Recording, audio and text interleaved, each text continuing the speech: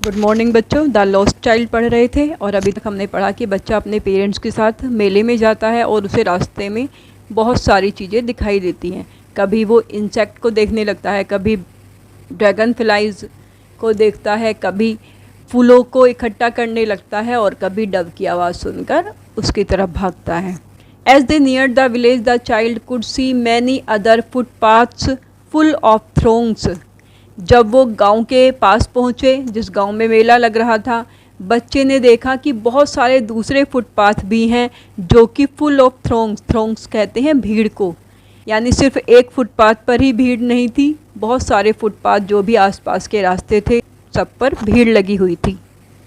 Converging to the whirlpool of the fair, ये सारे रास्ते आकर फेयर के वर्लपूल, वर्लपूल बच्चों इस तरह का जो पानी का भंवर होता है उसे वर्लपूल कहा जाता है। और जैसे सारा पानी वर्लपूल की तरफ आकर इकट्ठा होता है, उसी तरह जितने भी रास्ते थे वो सब मेले के भंवर में आ रहे थे, यानी सेंटर पॉइंट मेला था और आसपास के सारे फुटपाथ उसमें आकर मिल रहे थे।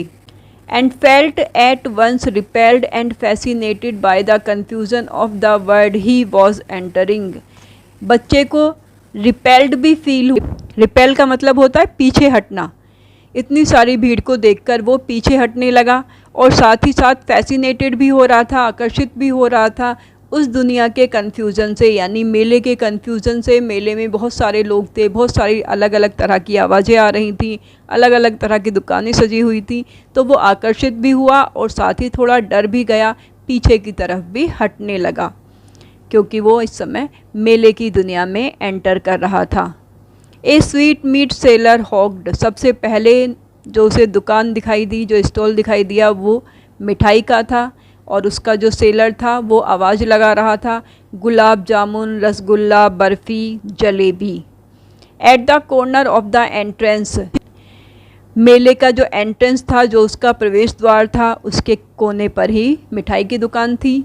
And a crowd pressed round his counter, और बहुत भीड़ उसके काउंटर पर लगी हुई थी, क्योंकि मेले में अगर गए हैं तो मिठाई खाना तो बनता ही है, बिना मिठाई के मेले का आनंद नहीं आता। At the foot of an architecture of many coloured sweets decorated with leaves of silver and gold, जो मिठाई वाला था उसने अपनी दुकान पर जो मिठाइयाँ सजा रखी थी वो आर्किटेक्चर में, यानी अलग अलग शेप में सजाई हुई थी, अलग अलग कलर, बहुत सारे कलर्स की मिठाई को उसने सजाया हुआ था। डेकोरेटेड विद लीव्स, और उसने अपनी मिठाई को सिल्वर और गोल्ड कलर की पत्ती से भी सजाया हुआ था। The child stared open eyed and his mouth watered for the burfi that was his favourite sweet. बच्चा मुंह खोलकर देखता रहा उस दुकान को, यानी उसे वो दुकान बहुत अच्छी लगी और उसके मुंह में पानी आ गया बर्फ़ी को देखकर, क्योंकि बर्फ़ी उसकी फेवरेट मिठाई थी। I want that barfi, he slowly murmured, उसने बहुत धीरे से बुदबुदाया कि मुझे बर्फ़ी चाहिए। But he half knew as he begged that his plea would not be heeded because his parents would say he was greedy. लेकिन उसे पता था कि उसकी जो ये प्ली है, उसकी जो प्रार्थना है, वो सुनी नहीं जाएगी, क्योंकि उसके पेरेंट्स कहेंगे कि वो बहुत ज़्यादा लालची हो गया है, यानी मेले में आते ही वो खाने के लिए बर्फ़ी मांगने लगा। So without waiting for an answer he moved on, इसलिए उसने आंसर का वेट नहीं किया और आगे बढ़ गया, क्योंकि उसे आंसर पता था कि उसके पेरेंट्स मना ही करेंगे। ए फ्लावर सेलर हॉक्ड, बच्चा जब आगे जाता है तो उसे एक फूल वाले की आवाज़ सुनाई देती है। एक गार्लैंड ऑफ गुलमोहर, वो गुलमोहर की गार्लैंड यानी माला बेच रहा था। The child seemed irresistibly drawn, बच्चा उसकी तरफ खिंचा चला जाता है। He went towards the basket where the flowers lay heaped and half murmured, वो उस बास्केट की तरफ जाता है जहाँ पर फूलों की ढेर लगा हुआ था और हाफ ममर्ड, आधा बुदबुदाता है, यानी बहुत धीरे से कहता है, आई वॉन्ट दैट गार्लैंड, मुझे ये माला चाहिए।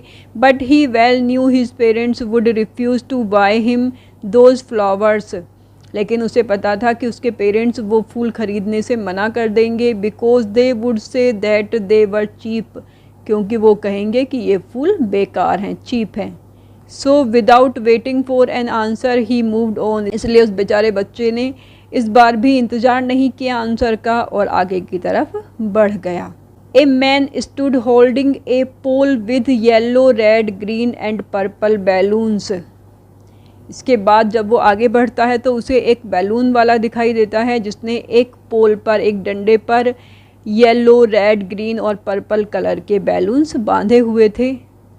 The child was simply carried away by the rainbow glory of their silken colours and he was filled with an overwhelming desire to possess them all.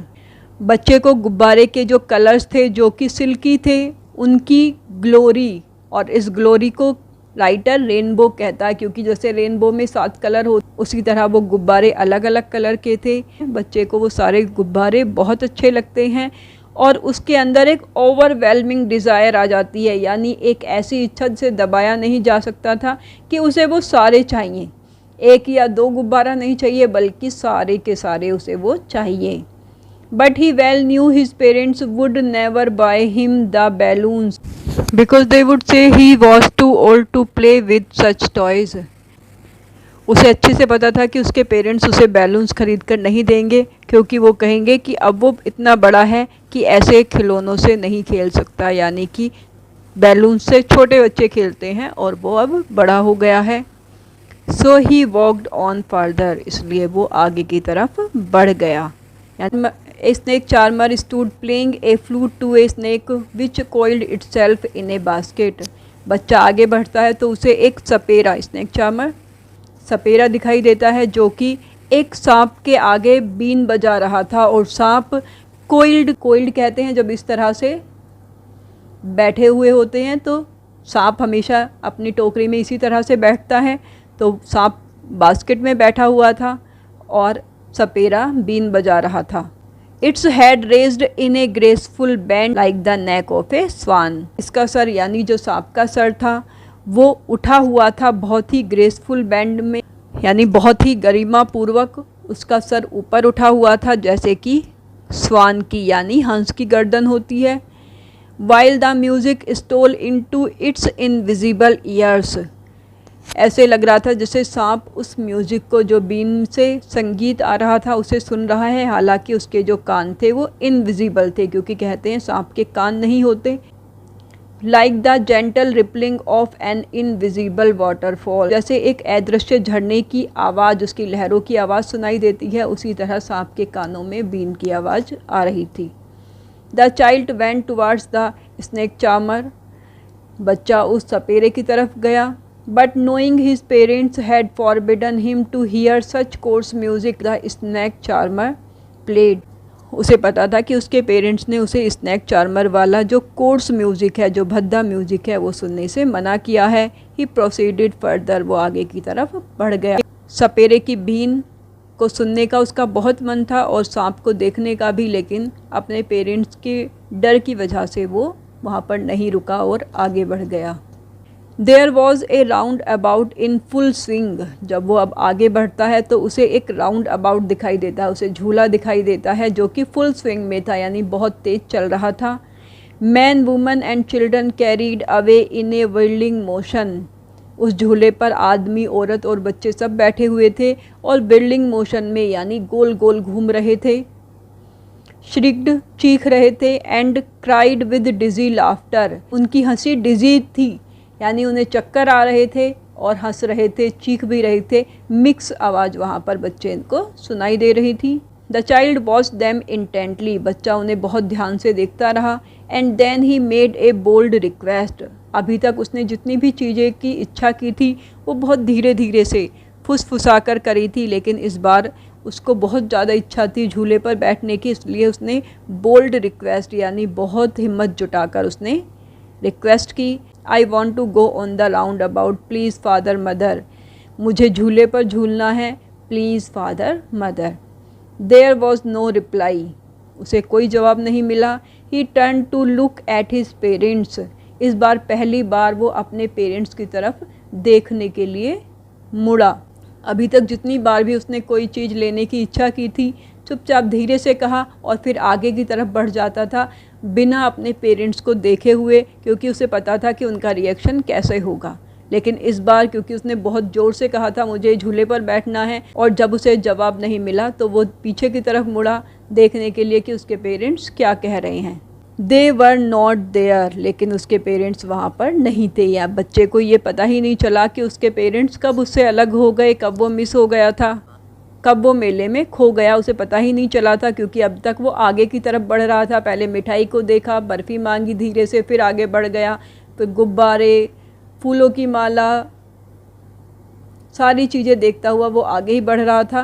पहली बार उसने मुड़कर देखा था कि उसके पेरेंट्स कहाँ हैं, और वो उसके साथ नहीं थे। अहेड ऑफ हिम, वो उसके पास नहीं थे। He turn to look on either side, उसने हर तरफ देखा। दे वर नॉट देयर, लेकिन वो कहीं भी नहीं थे। ही लुक्ड बिहाइंड, उसने पीछे की तरफ देखा। There was no sign of them, पीछे भी उनका कोई निशान नहीं था, कहीं भी नज़र नहीं आ रहे थे। A full deep cry rose within his dry throat and with a sudden jerk of his body he ran from where he stood. अचानक से उसके गले से, और उसका गला इस समय कैसा हो रहा था, ड्राई, सूख रहा था, डर के मारे उसका गला सूख रहा था, और बहुत ज़ोर से वो रोने लगा। और अचानक से ही झटके से उसका शरीर हिला, यानी उसे लगा कि उसे अपने पेरेंट्स को ढूंढना चाहिए, और वो जहाँ पर खड़ा था वहाँ से उसने भागना शुरू किया, इधर उधर भागने लगा अपने पेरेंट्स को ढूंढने के लिए। क्राइंग इन रियल फियर, अब उसका जो फियर था, डर था, बिल्कुल रियल था, वो बहुत ज़्यादा डर गया था। मदर फादर, वो चारों तरफ दौड़ रहा था और साथ ही मदर फादर चिल्ला रहा था। Tears roll down from his eyes, उसकी आंखों से आंसू निकल रहे थे। हॉट एंड फियर्स, उसके आंसू गर्म थे, फियर्स थे। His flushed face was converge with fear, उसका चेहरा उस समय लाल था और उस पर डर दिखाई दे रहा था। पैनिक स्ट्रिकन, डर कर। He ran to one side first, पहले वो एक तरफ दौड़ा, देन टू अदर, फिर दूसरी तरफ दौड़ा, हिदर एंड थिदर, हर तरफ, इन ऑल डायरेक्शंस, हर तरफ, हर दिशा में वो दौड़ा। Knowing not where to go, अब उसे समझ में नहीं आ रहा था कि वो कहाँ जाए। मदर फादर, ही वेल्ड, वो रो रहा था। वेल का मतलब ज़ोर ज़ोर से रोना, और अपने माता पिता को पुकार रहा था। हिज येलो टर्बन केम अनटाइड, उसने जो येलो कलर की पगड़ी पहनी हुई थी वो भी खुल गई। And his clothes became muddy, और उसके कपड़े मिट्टी में हो गए, क्योंकि वो इधर उधर भाग रहा था, गिर भी रहा था, और इस समय वो बहुत ज़्यादा डरा हुआ था। बच्चों आज यहीं तक, इसके बाद कल पढ़ेंगे।